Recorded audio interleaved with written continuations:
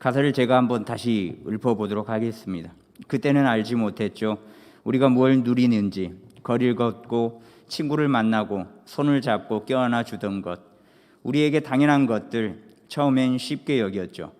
금세 또 지나갈 거라고, 봄이 오고 하늘 빛나고 꽃이 피고 바람 살랑이면 우린 다시 돌아갈 수 있다고, 우리가 살아왔던 평범한 나날들이 다 얼마나 소중한지 알아버렸죠. 당연히 끌어안고 당연히 사랑하던 날 다시 돌아올 때까지 우리 함께 웃어요. 영상 중에 본래 별게 아닌 게 제일 소중한 거예요 라는 드라마의 한 장면에 대화가 나옵니다.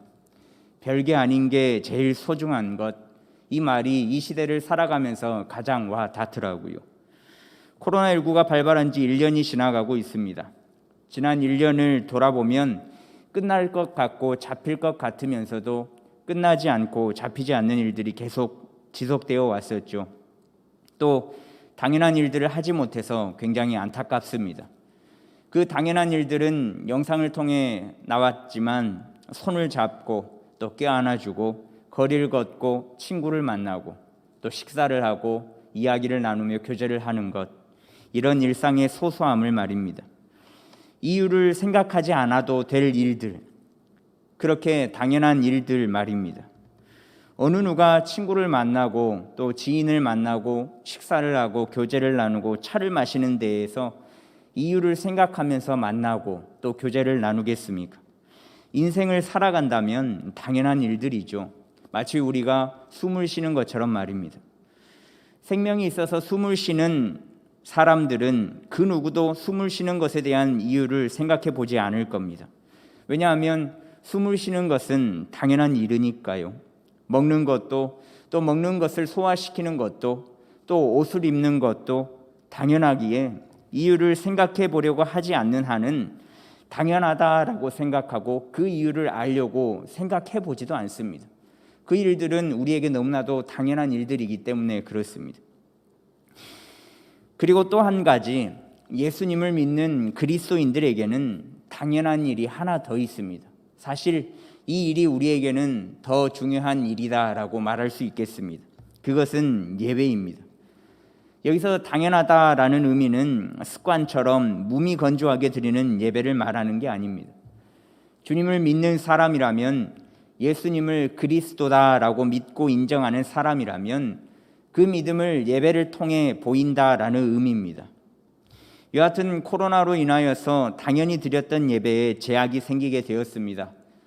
주일이 되면 당연스럽게 몸을 단장하고 교회로 나와서 함께 예배드렸던 주일 예배, 수요일이 되면 또 함께 나와서 찬양하며 기도하며 나아갔던 수요 기도회, 금요일은 또 어떻습니까? 함께 합심하여서 기도에 집중하는 금요 기도회, 또 매일 새벽이면 나와서 간절한 마음으로 기도했던 새벽 기도회, 당연히 교회에 모여 예배드리고 찬양하고 기도하는 모습들이 이제는 당연하지 않는 모습들이 되어버렸습니다. 코로나19의 예방 방법이 모이는 것을 금지하기 때문에 모이기 위한 교회가 이제는 모이지 못하는 교회가 되어버렸습니다. 몇 주 전까지만 해도 사회적 거리두기 2.5단계로 격상되어서 종교시설은 실내 20명 이상, 대면으로 모이는 집합 행사 금지 명령이 시행됐었죠. 사실 말이 20명 이하이지 온라인 예배를 준비할 수 있는 소수의 인원만을 남기고는 모이지 말라라는 의미였습니다. 한마디로 존재하는 교회들은 모여서 예배를 드리지 말아라 라는 뜻이었죠.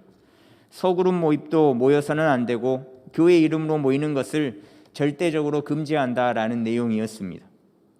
하나님을 믿는 사람들은 하나님께 예배드림이 당연한 것이고 또 당연한 일이었는데 당연한 일을 할 수 없게 되었습니다. 그래서 코로나가 하루빨리 종식되었으면 좋겠습니다. 더불어서 백신과 치료제가 개발되고 우리에게 다가와서 치료를 받고 또 예방하여 예배의 자유함도 누리면 좋겠습니다. 그런데 이런 상황 속에도 불구하고 또 예배를 드릴 수 있는 상황이 되면 저희들은 예배당에 나오지 않습니까? 코로나로 인해서 모임이 어려운 상황이지만 우리는 왜 이렇게까지 모여서 하나님 앞에 예배를 드리려고 하는가? 오늘 말씀을 통해 그 이유를 정립하고 예배의 소중함을 깨달았으면 좋겠습니다. 오늘 말씀은요, 이스라엘 백성들이 출애굽한 이후에 하나님께서 모세를 명하여서 시내산에서 십계명을 전달하는 십계명을 주시는 말씀 중 한 부분입니다.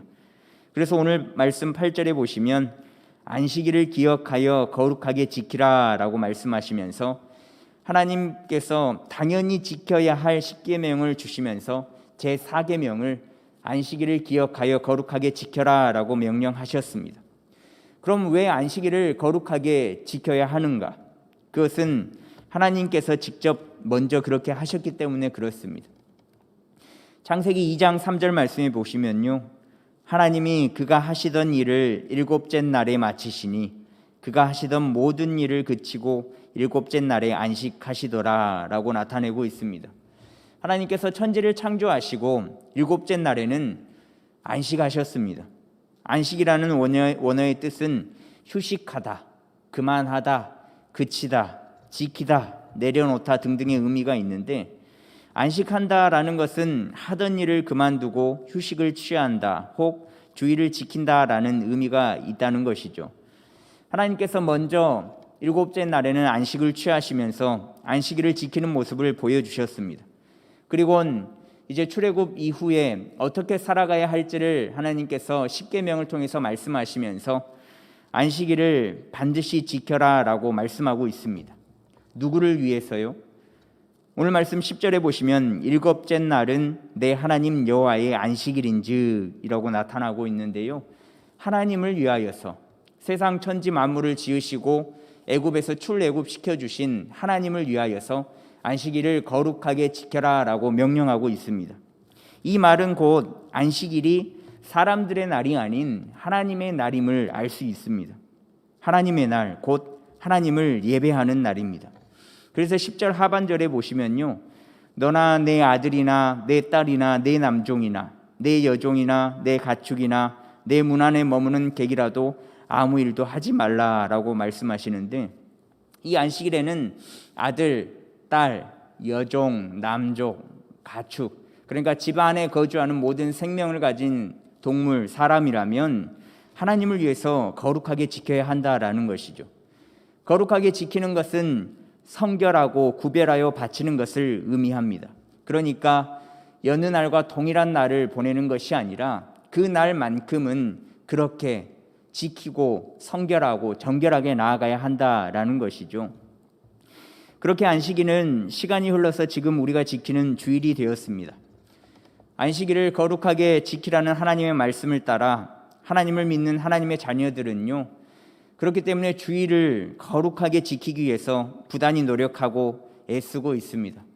그래서 요한복음 4장 24절 말씀에 하나님은 영이시니 예배하는 자가 영과 진리로 예배할지니라 라고 말씀하고 있는데요, 이 말씀처럼 주일에는 반드시 하나님을 위하여서 전심을 다해 예배를 드리려고 하고 있습니다. 모든 예배의 시간이 그렇지만 특별히 주일에는 더더욱 그렇죠. 그래서 토요일이면 자신의 의복을 점검하고, 또 어르신들은 목욕탕을 다녀오면서 몸을 정결하게 씻고, 그리고 또 하나님께 드릴 헌금은 또 빳빳한 새 지폐를 놔두고 미리 또 봉투에 넣어두고, 그렇게 자신의 방법대로 거룩한 주일을 보내기 위하여서 준비를 하지요. 그렇게 예배에 임합니다.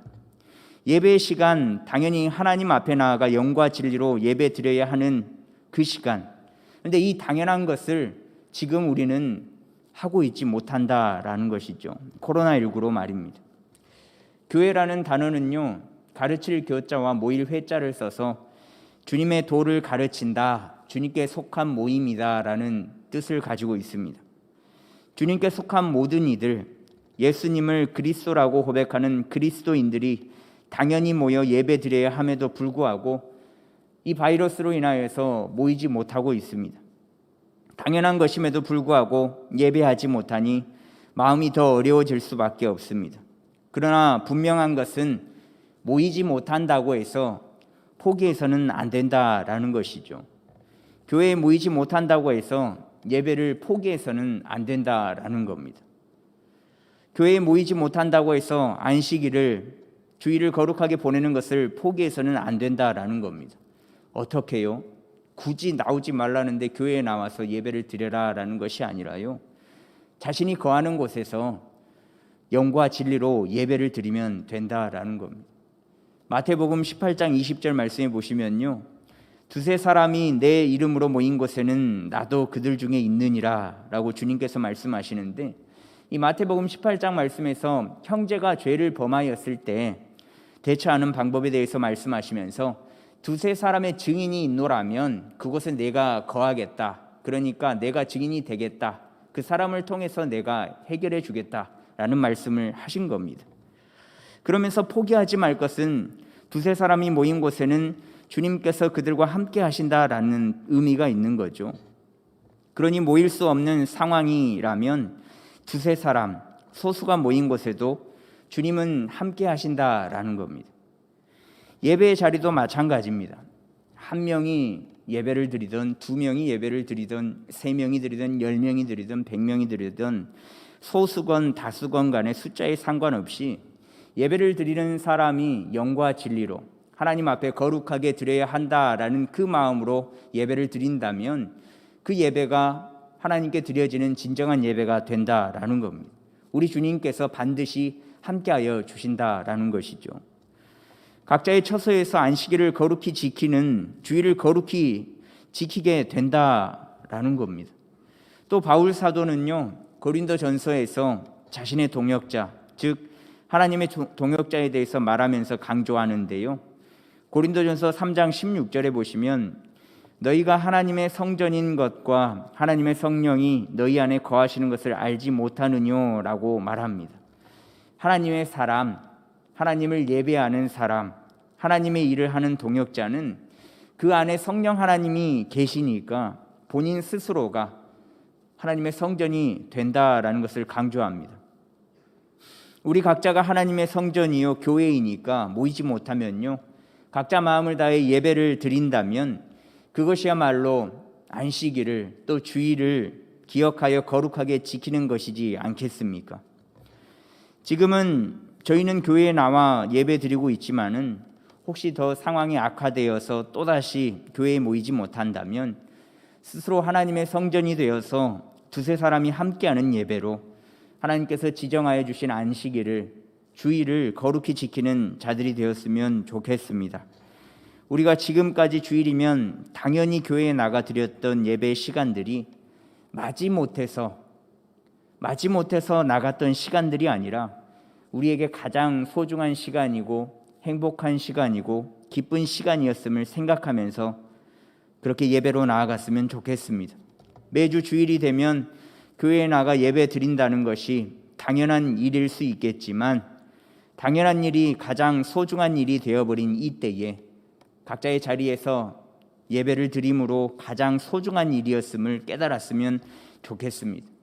소중하면, 익숙해지면 당연하게 생각되는 일들, 익숙하고 당연하게 생각되는 일들이 우리에게 가장 소중한 일임을 기억하면서 살아가고 또 예배로 나아가는 우리 모두가 되기를 소망합니다. 더불어서요, 예배뿐 아니라 우리의 가족, 또 친구, 인간관계를 맺고 있는 모든 사람들, 또 나의 소유, 하나님께서 주신 나의 몸, 나의 생활, 나의 가족, 또 나의 일터, 상황, 환경 등등 하나님께서 주신 생명이 있으니, 또 호흡을 할 수 있으니 가능함을 기억하면서 당연한 일상을 소중한 일상으로 살아가는 우리가 되었으면 좋겠습니다. 어제나 오늘이나 또 건강하나 건강하지 않으나 주어진 모든 상황 속에서 하나님이 계셔서 인도하시는 것은 당연하고, 또 하나님의 인도하심을 소중히 생각하며 나아가는 우리의 삶이 되기를 간절히 소망합니다. 잊지 마십시오. 하나님께서는 당신께서 가장 사랑하시는 예수 그리스도라는 독생자를 주셔서 우리를 구원해 주셨고, 또 지금까지 살게 하여 주셨다는 것을 잊지 않으시면서 날마다의 삶이 당연함 속에서 가장 소중함을 누리는 우리의 삶이 되기를 간절히 소망합니다.